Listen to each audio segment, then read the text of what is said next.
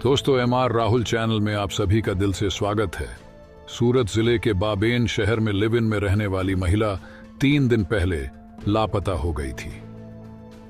महिला के पार्टनर ने ही उसकी गुमशुदगी की शिकायत दर्ज करवाई थी।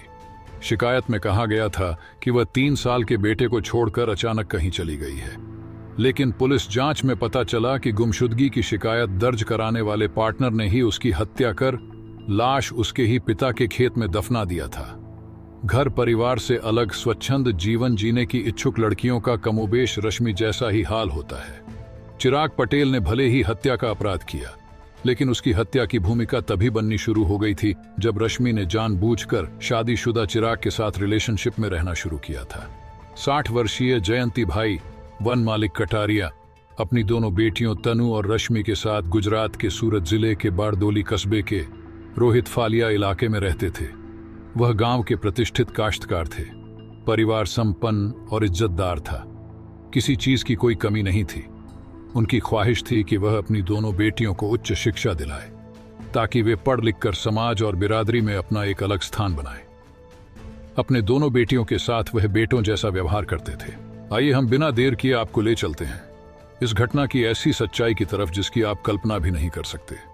आगे बढ़ने से पहले हमारे इस AMR राहुल चैनल को सब्सक्राइब और लाइक करना बिल्कुल ना भूलें और समाज में हो रही ऐसी दिल दहला देने वाली घटनाओं से रूबरू होते उन्होंने उन्हें अपनी तरफ से पूरी आज़ादी दे रखी थी, लेकिन जयंती भाई को यह पता नहीं था कि उनकी आज़ादी एक दिन उन्हें बहुत भारी पड़ेगी।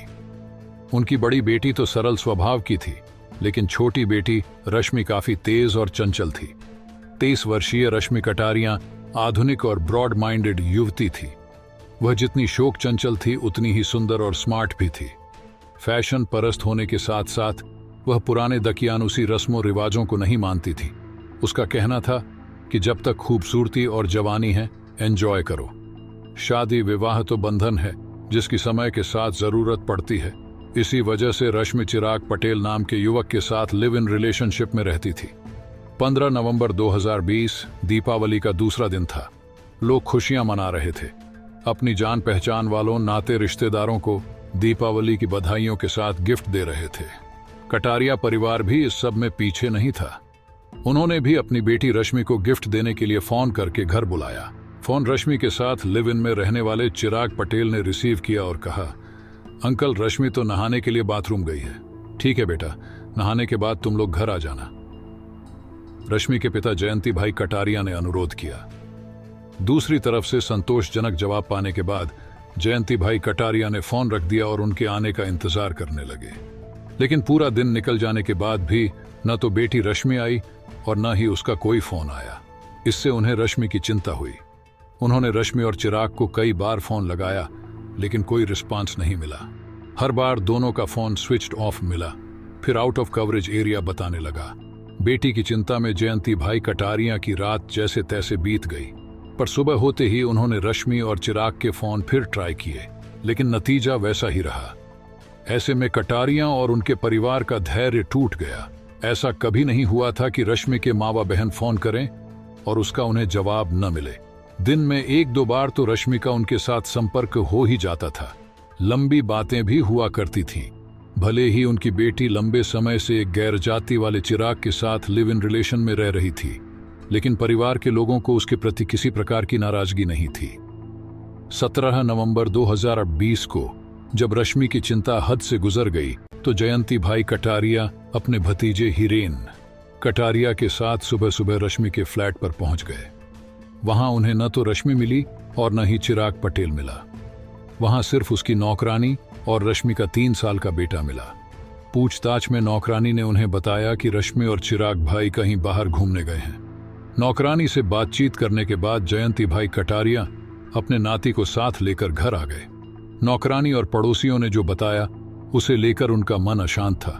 कुछ सवाल थे जो बार बार खटक रहे थे।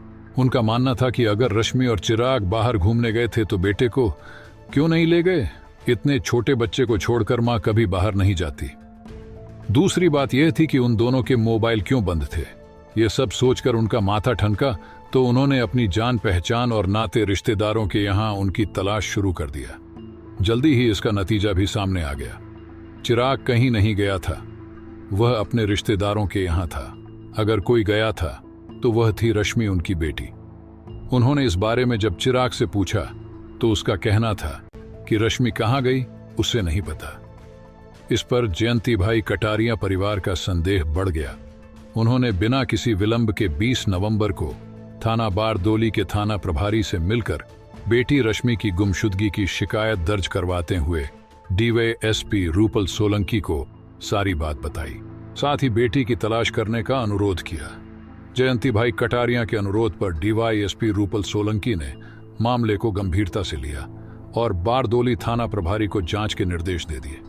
मामला एक बड़े किसान परिवार से जुड़ा और काफी जटिल था, जिसे सुलझाने के लिए सावधानी की जरूरत थी। इसके लिए थाना प्रभारी ने अपने सहायकों के साथ विचार विमर्श कर संदिग्ध चिराग को थाने बुलाकर फौरी तौर पर पूछताछ किया। चिराग ने जिस तरह रश्मि की गुमशुदगी में अनभिज्ञता जाहिर की, वह थाना प्रभारी और उनके सहायकों के गले नहीं उतरी। उन्हें दाल में कुछ काला नजर आ रहा था। इसके लिए थाना प्रभारी ने अपने सहायकों के साथ चिराग के जान पहचान और उसके परिवार की कुंडली खंगाली तो चिराग रडार पर आ गया। पुलिस ने चिराग को जब दूसरी बार पूछताछ के लिए थाने बुलाया तो वह घबरा गया और सच बोलने के सिवा उसके पास और कोई चारा नहीं बचा। उसे रश्मि की गुमशुदगी के रहस्य से पर्दा उठाना ही पड़ा। चिराग के बयान और पुलिस जांच के अनुसार रश्मि की गुमशुदगी और लिव इन रिलेशनशिप की जो कहानी सामने आई, उसकी पृष्ठभूमि काफी सनसनीखेज थी, जिसे जानकर लोगों का कलेजा मुंह को आ गया। 32 वर्षीय चिराग पटेल उसी तालुका बारदोली का रहने वाला था जहां की रश्मि रहने वाली थी। उसके पिता का नाम सुरेश भाई पटेल था। सुरेश भाई की गिनती वहां के धनी और संपन्न किसानों में की जाती थी। उनकी अच्छी उपजाऊ जमीन थी, जिस पर वह आधुनिक तरीके से खेती करवाते थे। तैयार होने पर उनकी फसल सीधे शहर की बड़ी मंदिरों में जाती थी। स्वस्थ, सुंदर और महत्वाकांक्षी चिराग पटेल उनका इकलौता बेटा था, जिसे परिवार से खूब लाड प्यार मिला था। पिता की तरह उसे भी खेती बाड़ी से प्यार था। इसी के चलते उसने अपनी पढ़ाई कृषि विज्ञान से पूरी की और घर आकर पूरी तरह काश्तकारी संभाल लिया। चिराग को अपने पैरों पर खड़ा देख परिवार वालों को उसकी शादी की चिंता हुई तो उन्होंने उसके लिए लड़की की तलाश शुरू कर दिया। उन्होंने अपनी जान पहचान और नाते रिश्तेदारों में उसकी शादी की बात चलाई। फलस्वरूप उन्हें अपने ही रिश्तेदारी के बालोद गांव की रहने वाली सुंदर, सुशिक्षित, सुशील लड़की पसंद आ गई। उसी के साथ उन्होंने चिराग पटेल की शादी पूरे रस्मों रिवाज के साथ धूमधाम से कर दिया। चिराग अपनी शादी से बहुत खुश था। जल्दी ही वह एक बच्चे का पिता भी बन गया। समय अपनी गति से चल रहा था। चिराग अपने परिवार में खुश था कि अचानक उसकी जिंदगी में उसकी पुरानी क्लासमेट रश्मि कटारिया दाखिल हो गई। खेती के कामों से शहर आते जाते जब चिराग की नजर रश्मि से टकराई तो आधुनिक पोशाक में स्मार्ट और मॉडर्न रश्मि को देखकर उसके दिल की धड़कनें बढ़ गईं। यही हाल रश्मि का भी था। वह भी स्मार्ट और सुंदर चिराग को अचानक देखकर स्तब्ध रह गई। थोड़ी सी औपचारिकता के बाद दोनों खुल गए। उन्होंने अपने जीवन और दिल की बातें शेयर की और एक दूसरे के सामने जिंदगी की पूरी किताब खोलकर रख दिया। अपनी शादी और जीवन साथी के बारे में रश्मि ने बताया कि उसने अभी इस बारे में सोचा ही नहीं है। वैसे भी यह एक बेकार का काम है, क्योंकि उसके नजरिए से जीवन मौजमजे का नाम है। रश्मि की बेबाक बातें सुनकर चिराग उसकी तरफ आकर्षित हो गया। उसे एक ऐसी ही सुंदर पार्टनर की जरूरत थी जिसके साथ वह मौज मजा कर सके। ये सोचकर चिराग ने जब रश्मि की तरफ दोस्ती का हाथ बढ़ाया तो रश्मि ने भी देरी नहीं किया। पहले दोनों में दोस्ती हुई और फिर उनकी दोस्ती प्यार में बदल गई। अब चिराग जब जब शहर जाता अपने साथ रश्मि को भी लेकर जाता। दोनों शहर के होटलों में मौज मस्ती करते, मॉलों में शॉपिंग करते, घूमते फिरते। ये बात जानते हुए भी कि चिराग शादीशुदा और एक बच्चे का बाप है, रश्मि कटारिया चिराग के प्यार में आकंठ डूब गई। वह उसके साथ आजादी से घूमती फिरती।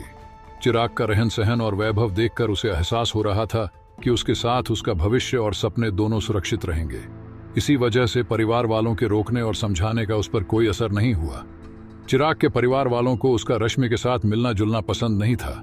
इसके पहले कि वे चिराग को समझाकर रश्मि से अलग कर पाते। रश्मि लिव इन रिलेशन में रहने के लिए उनके बंगले पर आ गई और घर परिवार वालों से कहा कि चिराग को वह अपना पति मानती है, उससे शादी करेगी। इस बात को चिराग ने भी स्वीकार किया।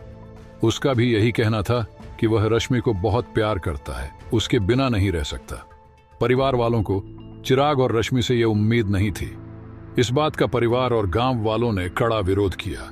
उन्होंने चिराग और रश्मि को कड़े शब्दों में चेतावनी दी कि अगर उन दोनों ने एक दूसरे का साथ नहीं छोड़ा तो उन्हें गांव में नहीं रहने दिया जाएगा, वह किसी दूसरे गांव में जाकर रहे। आखिरकार पत्नी, मां और गांव परिवार के विरोध के चलते चिराग और रश्मि को गांव छोड़ना पड़ा और वे बागेन तालुका सूरत आकर वहां के एक लग्जरी अपार्टमेंट में किराए का फ्लैट लेकर रहने लगे। लाइव इन रिलेशनशिप के इस सफर को 5 साल कैसे बीत गए उन्हें पता ही नहीं चला। इस बीच रश्मि एक स्वस्थ सुंदर बच्चे की मां बन चुकी थी। बीतते वक्त के साथ धीरे धीरे दोनों का पारस्परिक आकर्षण खत्म होने लगा। 5 सालों में चिराग के इश्क का भूत उतर चुका था। अब रश्मि उसे बोझ लगने लगी थी। वह उससे छुटकारा पाना चाहता था। पैसे में रश्मि जब दोबारा गर्भवती हुई तो वह चिड़चिड़ा हो गया। जब यह बात चिराग की पत्नी और मां तक पहुंची तो वे आग बबूला हो गईं। दोनों ने रश्मि के फ्लैट पर पहुंचकर उन्हें आड़े हाथों लिया। खरी खोटी सुनाते हुए रश्मि के साथ मारपीट की, जिससे वह बुरी तरह डर गई थी। इस घटना से रश्मि को अपने और अपने बच्चे के भविष्य की चिंता सताने लगी। उसका और बच्चे का भविष्य सुरक्षित हो, इसके लिए रश्मि चिराग पर शादी का दबाव बनाने लगी, जो उसे मान्य नहीं था। दूसरी ओर रश्मि शादी को लेकर अड़ गई थी। इससे दोनों के बीच कहासुनी होने लगी। कभी कभी स्थिति मारपीट तक भी पहुंच जाती थी। दीपावली की रात लक्ष्मी पूजन के बाद जब रश्मि ने शादी की बात उठाई तो दोनों के बीच तकरार बढ़ गई और चिराग आपा खो बैठा। गुस्से में वह रश्मि का गला पकड़कर तब तक दबाता रहा जब तक उसके प्राण नहीं निकल गए। इस तरह उसे रश्मि से छुटकारा तो मिल गया, लेकिन अब वह उसके शव का क्या करे यह उसकी समझ में नहीं आ रहा था। काफी सोच विचार के बाद चिराग को अपनी ससुराल के गांव बालोद की याद आई, जहां सरकारी पाइप डालने का काम चल रहा था और गहरे गड्ढे खोदे गए थे। वह पाइपलाइन किसानों के खेतों से जा रही थी। यह ख्याल आते ही चिराग ने रश्मि का शव बेडशीट में लपेटकर अपनी कार में डाला और बालोद गांव पहुंच गया। वहां उसने एक जेसीबी मशीन के ड्राइवर से बात करके रश्मि के शव को दफन करवा दिया और अपने रिश्तेदारों के यहां चला गया। चिराग से पूछताछ के बाद बारदोली पुलिस ने मामले की जानकारी बालोद पुलिस अधीक्षक और एसडीएम को दिया। घटनास्थल पर पहुंचकर अधिकारियों ने एफएसएल की मौजूदगी में जेसीबी मशीन की सहायता से रश्मि कटारिया का शव बाहर निकलवाया। शव को बाहर निकलवाकर उसका बारीकी से निरीक्षण किया और पोस्टमार्टम के लिए स्थानीय अस्पताल भेजकर चिराग पटेल और जेसीबी के ड्राइवर को हिरासत में लेकर जेल भेज दिया।